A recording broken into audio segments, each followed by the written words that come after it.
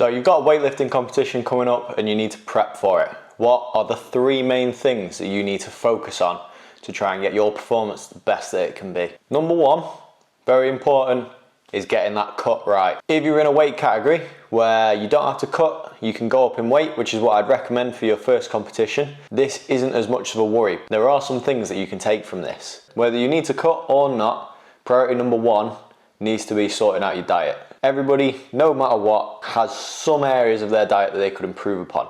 So if you're finding in your normal day-to-day life, you might have a takeaway once a week, pizza every now and then, things like that. 6 weeks before competition, which is where I would normally start my cutting phase, is when we can start bringing in some more healthy foods, bringing in that health habits, building up into the competition. What this will do, whether you're cutting or not, it'll help improve those 1% gains. If we cut out some of the crap and start eating a little bit better in that build-up time, our performance should increase on the day just through those healthy habits that we make. If you do need to cut, there are some simple strategies that we can try and put in place. When I've been cutting, there's 3 methods that I've tried to approach, so I'm going to go into more detail in another video.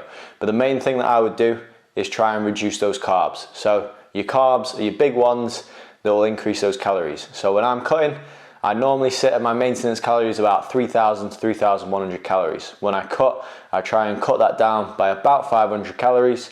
So I'm sitting about 2,600 calories. This varies for every individual, and we're going to go into a little bit more detail in another video. So the second thing that we need to be focusing on is our training. So hopefully you'll have been following some form of a training cycle that will build up into this competition. But when we get into that 3 to 6 weeks before the comp, that's when we need to start dialing things in and making sure we're trying to peak for that competition day. That might be getting used to lifting some heavier weights, so trying to push those maxes at least once a week in our regular training program, and then making sure a week before we have our deload week. So we're cutting down the amount of volume that we do, letting the body recover, so that again, we can have the best performance that we can on the day. When you are trying to sort out your training program, well, I would recommend cutting down the total volume that you're doing and getting used to those heavier weights. So don't need to be doing as many reps and sets, but what we do need to be doing is getting used to those heavier weights. So building up a tolerance to them and making sure that we can nail our technique at those higher percentages, so 85% plus. That way when we get to competition day,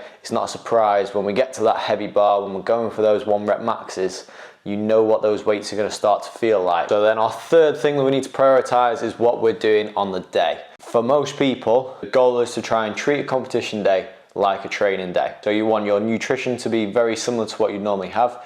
If you are cutting, I wouldn't recommend having a massive water cut to try and get down to your right weight. You've only got 2 hours between weigh-in and lifting, so we need to optimize our performance as much as possible. If you dehydrate, then you won't be able to get rehydrated in time to then perform to the best of your ability. So once you've weighed in, if you're lifting in the morning, then have breakfast once you've weighed in, like you normally would, whatever you normally would have, and then try and eat things like Snickers, having carbohydrate drinks, just things that will fuel you ready to go for that big lifting session. In the warm-up area, it's nice and simple. Warm up like you would do for any other training day. If you start off by doing a little bit of cardio, then bring a skipping rope or something like that with you.